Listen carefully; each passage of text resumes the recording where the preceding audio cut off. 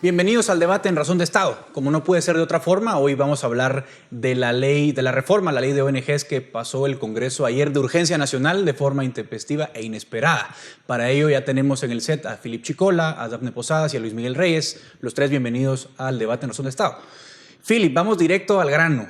Lo que siempre se ha hablado en este país, que hay ONGs, que hay entidades no lucrativas, que se financian de forma ilegal o que pues a lo mejor tienen fondos de procedencia legal pero lo dedican a actividades ilícitas. Tenemos varios ejemplos.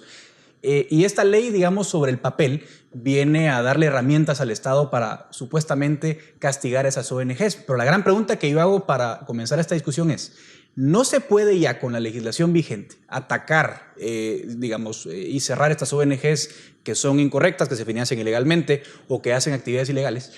Vean, lo que pasó con la ley de ONGs es como que dijéramos, para evitar el lavado de dinero vamos a prohibirle a las personas tener cuenta. O para evitar atentados terroristas con aviones vamos a prohibirle a las personas viajar en avión. O sea, eso es un ejemplo de lo que pasó con la ley. ¿Por qué? Porque es cierto, hay casos paradigmáticos de organizaciones que se dedican a actos de conflictividad social, pero esta ley lo que hace es que a todas las organizaciones no gubernamentales por igual les crea un marco normativo excesivamente restrictivo y arbitrario hacia el Estado. Casos concretos, por ejemplo, se acusa a Codeca del robo de energía, el robo de fluidos. Hay un delito en el Código Penal. O sea, lo que requiere es que las fuerzas de seguridad del Ministerio Público investigue y determine la responsabilidad de quienes participan en esos ilícitos y sean procesados judicialmente. Organizaciones que participan de bloqueos de carreteras o invasiones, hay delitos en el Código Penal para atacar esos males. Otras entidades, por ejemplo, la que surgió el año pasado en el STOR, que vinculada a grupos de crimen organizado, pues hay una estructura en el Código Penal para perseguir narcotráfico y lavado de dinero. Es decir, si se quiere perseguir el mal, el sistema jurídico actual ya genera las condiciones para que las fuerzas de seguridad y las organizaciones o las agencias de justicia del Estado persiga y castigue a los responsables. Esta ley, ¿qué es lo que hace? Hace, como dice el viejo dicho, de que justos pagan por pecadores, porque cualquier organización no gubernamental, un tanque de pensamiento, una fundación benéfica, una fundación cultural, deportiva, las van a tratar con la misma chamarra de como quieren tratar a organizaciones que sí están involucradas en actos delictivos. Vamos a casos concretos, por ejemplo, Luis Miguel. Vamos a decir, Philip mencionó a Codeca, que bien conocido es, varios miembros de Codeca pues incurren en hurto de fluidos, no robo de energía, como dicen ellos, es hurto de fluidos, así se llama el delito, da lo mismo. Invasión de tierras.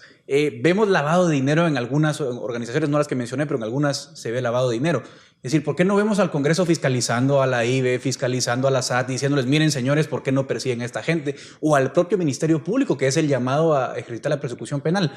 Lo que estoy planteando es, no hace falta una ley especial para combatir a estas organizaciones. Ya hay herramientas, lo que no vemos es voluntad política de ir contra estas entidades que cometen ilegalidades. Y es que a lo mejor es complicado, pero sí es un tema que si se quiere atacar el problema hay que ir a la raíz. Y la raíz es esa, que hay dentro de estas organizaciones personas que cometen acciones ilegales que hay que perseguirlas. Y la otra es que también estas organizaciones muchas veces utilizan fondos que vienen del extranjero, que a lo mejor los maquillan de otra forma para hacer estas actividades ilegales. Entonces ahí yo estoy seguro que un país, hablemos de un país nórdico o esos países, no estarían de acuerdo en financiar organizaciones que cometen actos delictivos. El problema es que hay que tener esa información, hay que presentarla de una forma objetiva y no solamente con señalamientos que no son muy claros, porque es que aquí, digamos, Philip decía, es que justos pagan por pecadores, pero es que es un poco más grave que eso, porque es que es arbitrario.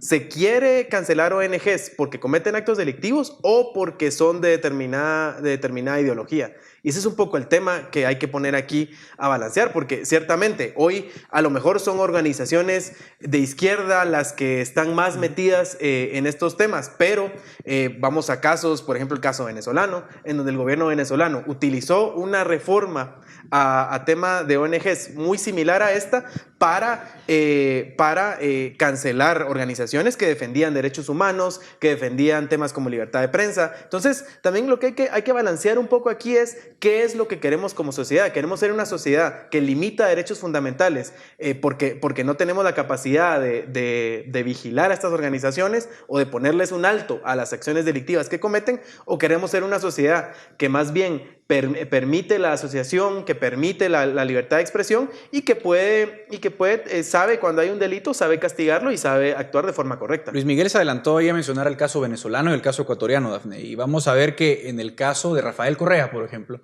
y en el caso de Hugo Chávez y con Maduro, ha habido muchísimo ataque a organizaciones no gubernamentales. Evo Morales lo propio, pero Ecuador y Venezuela con mayor, digamos, presencia.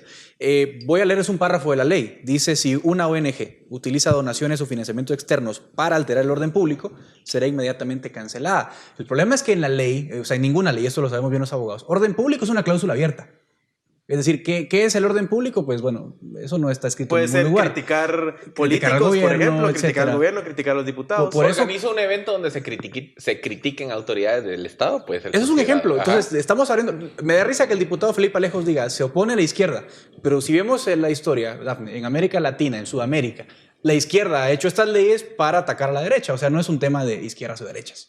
Claro, y es que aquí principalmente se violan dos principios fundamentales, que es el principio de la libertad y el Estado de Derecho. Aquí lo que se está atacando es la libertad de la asociación privada para gestionar y para discutir temas importantes. El problema aquí es que, como tú dices, la cláusula es alterar el orden público, y como aquí mis compañeros mencionaban, alterar el orden público puede ser cualquier cosa, básicamente, cualquier mención hacia actos que está cometiendo autoridades de gobierno, cualquier acto que está cometiendo pues personas que estén involucradas dentro de la estructura estatal, y esto es el verdadero problema. El problema es que pareciera una suerte de censura para aquellas personas que intentan criticar al establishment, y ese es el problema. El problema es que se están violando principios fundamentales. Vamos a ver ahí, bueno, perdón. Pero no solo, y la otra es que, digamos, le estamos dando al Ejecutivo, en este caso al Repeju, ¿verdad? Que es que depende del Ministerio de Gobernación, la potestad de forma arbitraria cancelar una organización sin necesidad de pasar por un proceso judicial, o sea, que haya una investigación un poco más profunda. Y solo un paréntesis, y esto, digamos, los abogados se van a sentir identificados.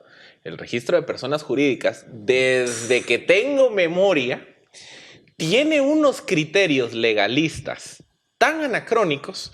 Por ejemplo, cosas tan sencillas como que no inscriben asambleas de asociaciones civiles porque estaba mala fecha. Es decir, también se le está dando la herramienta a una institución que durante años, digamos, esto ha trascendido gobierno a gobierno, durante años ha sido arbitraria en su interpretación de normativa jurídica muy clara del Código Civil y Mercantil. Entonces, también, o sea, le estás dando al bulldog que cuide las salchichas. Ahora, y agrego otro punto a la discusión. Fíjense que esto es más delicado todavía. Estamos equiparando dos fuentes de financiamiento distintas. Una cosa son ONGs que reciben dinero público y otra cosa es dinero privado. Pero aquí estamos metiendo en la misma canasta las dos. ¿Qué problemas tiene eso? Luis mío. Bueno, es que, digamos, está claro que las ONGs que reciben dinero público tienen que tener una forma de ser controlado ese financiamiento porque es dinero del Estado, y por eso pues están inscritas de otra forma y necesitan las fiscaliza la Contraloría, claro, de hecho, por ejemplo, tipo de fiscalización. Ahora, las entidades de orden privado no deberían ser fiscalizadas de esa forma. O sea, tiene que haber cierta discrecionalidad para que los fondos puedan manejarse de cierta forma y que no tengamos, digamos, cierta interferencia cuando se quiere, pues, tener incidencia en temas específicos. Y ojo, vean, tampoco no hay que entender como que se estuviera haciendo una defensa oficiosa a que no se fiscalicen entidades privadas. Lo que pasa es que ya existen modelos de fiscalización. Por ejemplo, yo puedo crear mi fundación, mi asociación civil no lucrativa, mi ONG, porque al final, este es otro problema de la ley, que todas estas figuras entrarían, digamos, bajo el concepto de ONG. Y yo tengo que cumplir cierta normativa, por ejemplo, en materia tributaria. Que no cumplen. Que no se cumplen. Que muchas no Entonces, cumplen. ¿qué pasa? Sí. Ya hay una obligación que se tiene que cumplir respecto a la SAT. Ahora, que la SAT no haya cumplido en fiscalizar las finanzas o los tributos de estas organizaciones, bueno, es algo que se tiene que entender. Otra cosa, tema de fuentes de financiamiento y lavado de dinero. Si yo estoy usando mi fundación para lavar dinero o estoy recibiendo fondos de dudosa procedencia del extranjero, ahí hay un mecanismo de fiscalización que es la Intendencia de Verificación Especial de la Superintendencia de Bancos. Es decir, tampoco no es como que hay un vacío normativo. Lo que pasa es que ya hay mecanismos para fiscalizar cualquier ONG, cualquier fundación, cualquier asociación, las que se portan bien o las que se portan mal. Lo que ocurre es que esos mecanismos de fiscalización no han sido efectivos. Por ejemplo, se aprueba en el año 2014, si no estoy mal, una modificación al reglamento de la ley de lavado de dinero que establece nuevos sujetos obligados para reportar. Entre ellas, por ejemplo, las iglesias. Y las iglesias no han sido ni siquiera fiscalizadas por parte de la IBE. Que en Europa, por ejemplo, las iglesias, que son otro tipo de organizaciones, digamos, no lucrativas, son sujetos de un control muy grande porque se sabe que hay cuestiones. Pero ¿cuál ha sido el problema? El marco normativo está. Lo que pasa es que las instituciones actuales no han implementado los mecanismos para fiscalizar políticas contra evasión fiscal, contra lavado de dinero. La ley no entra al final a evaluar eso, sino que más bien a lo que entra es a darle un poder arbitrario a cierto organismo del Estado para que cancele ONGs sin mayor pregunta, sin mayor investigación, sin mayor proceso. Pero aquí hay dos temas. Por un lado, lo que expone Philip, que es cuando hay asociaciones no lucrativas, ONGs, etcétera, que precisamente violan principios legales, como robo de energía o robo de fluidos, o que no pagan tributos, etcétera. O sea, aquí es un tema. Pero por otro lado está el tema que es el verdadero problema, que es el artículo 22, que dice claramente que la Repeju va a cancelar aquellas organizaciones que no cumplan con sus estatutos. Y no cumplir con sus estatutos es meterse a cancelar aquellos temas que podrían alterar el orden público, y que es precisamente lo que a mí me preocupa más. Que por un lado, claro, está el fortalecimiento de las instituciones del Estado que deben perseguir a los criminales, si hay criminales, y por otro lado está el tema de la libertad, y ese es el principio que nosotros debemos proteger en este momento, la libertad de asociación, la libertad de expresión y la libertad de poder fiscalizar a nuestras autoridades y de fiscalizar a las personas que están en el gobierno, y eso es un problema. Sí, ciertamente lo que hay que preguntar a los diputados es cuándo fue la última vez que la SAT sancionó a una gran ONG por no reportar sus impuestos o sus ingresos. ¿Cuándo fue la última vez que la IBE levantó una mega alerta porque se mueve mucho dinero? Trate cualquiera de ustedes mover más de 30,000 quetzales en un banco, es un dolor de cabeza. Formulario de... No se puede. Entonces, ¿cómo es posible que las ONGs laven dinero y nadie hace nada? Y esta ley... donde los diputados podrían entrar y cumplir con su labor fiscalizadora y exigirle a estas instituciones del Estado que cumplan con su función. La SAT, la IBE, el MP, para poder tener un mayor control de lo que está pasando, porque es cierto, se necesita control, se necesita orden. Yo creo que eso está claro, pero hay que exigir. Cosas que se pueden hacer muy puntuales, para que tampoco no se quede la impresión de, ay, sí, están promoviendo que no haya fiscalización. No, al contrario, aquí fiscalícennos a todos y podamos separar a los buenos de los malos. Pero cosas concretas que se pueden hacer. Por ejemplo, 1. La Intendencia de Verificación Especial y la Superintendencia de Bancos tiene que instrumentalizar todo el registro de las personas obligadas bajo el nuevo reglamento de ley de lavado de dinero. Y por eso les digo, ahí hay temas de manejo en temas de inmuebles, hay temas de, por ejemplo, el control a iglesias, fundaciones, asociaciones civiles, no lucrativas, etcétera, etcétera. 1. 2. La Gerencia de Contribuyentes Especiales de la SAT tiene que desarrollar políticas de fiscalización específicamente dirigidas para verificar el buen cumplimiento de las obligaciones tributarias por parte de estas entidades. Entonces, por la vía tributaria y por la vía de contralavado de dinero, ahí hay muchas herramientas para poder ir detrás de quienes están usando sus fundaciones, ONGs y demás para lavar dinero. Y quienes cometen otro tipo de delitos o de acciones contra el orden público, por ejemplo, invasión de propiedad privada, bloqueos de carreteras, robo de fluidos, todos esos son delitos en el Código Penal. Claro. Entonces, esto es que el Ministerio Público, que la Policía Nacional Civil persiga a los responsables de participar en estos actos. Porque ahí es donde regreso a mi analogía del principio. Es como que después del 11 de septiembre se hubiera dicho, bueno, como es un riesgo el atentado terrorista, entonces le prohíba a cualquier persona viajar en avión. Claro. Eso es lo que se está haciendo aquí. Cuando realmente lo que tenés que hacer es ir detrás del malo con las herramientas que ya te permite el marco normativo. Miren, y es que ese es el punto, que ya hay herramientas. Exacto, me queda muy poco tiempo, pero quiero abordar otro tema que no es menor en esta coyuntura. En política la forma es el fondo. ¿Por qué se aprueba esta ley de urgencia? Primero, no se mete en la agenda. Se mete una moción privilegiada, 14 bancadas votan a favor y la aprueban en 2 horas. ¿Por qué? Está claro que quieren ocultar algo. O sea, yo creo que aquí no hay que darle muchas vueltas al asunto.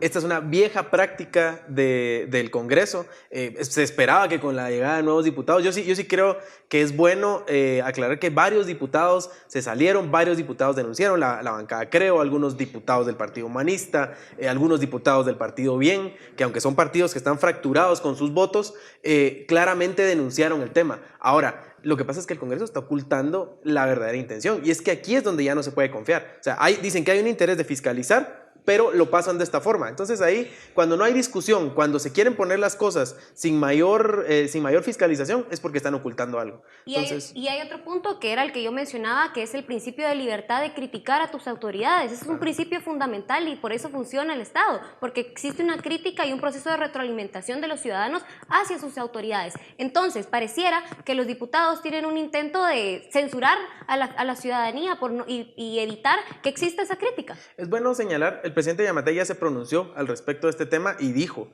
ahorita en una conferencia de prensa a mediodía, le dicen una pregunta, claro, él dice no ha tenido tiempo de ver esto, pero dice que lo va a evaluar, que él ve bien, por un lado, la parte de fiscalización, que era un poco lo que decía Philip, que es importante fiscalizar, pero por otro lado, él va a evaluar con su equipo de asesores si se está violando la Constitución, si se está violando alguna libertad fundamental y que por eso va a tomar una decisión. Yo creo que es importante que se haga esta evaluación seria. Un minuto, Philip. Y otra cosa, miren, así como cuando se aprobó la ley de aceptación de cargos, parecía que era un centro para que la CC cabeceara y con la suspensión por vicios de inconstitucionalidad, esta ley a kilómetros huele a inconstitucional. Entonces, ¿qué creo que va a pasar? En última instancia, si esa ley nace a la vida jurídica, seguramente vamos a ver amparos, acciones de inconstitucionalidad y eventualmente la Corte de Constitucionalidad la va a suspender. Entonces Sí. es una ley mortinata. muerta. Pero qué mal Y que solo- tengamos que llegar a esto siempre, que tengamos que llegar a poner a la CC, a batear nuevamente a los diputados, porque pasan este tipo de leyes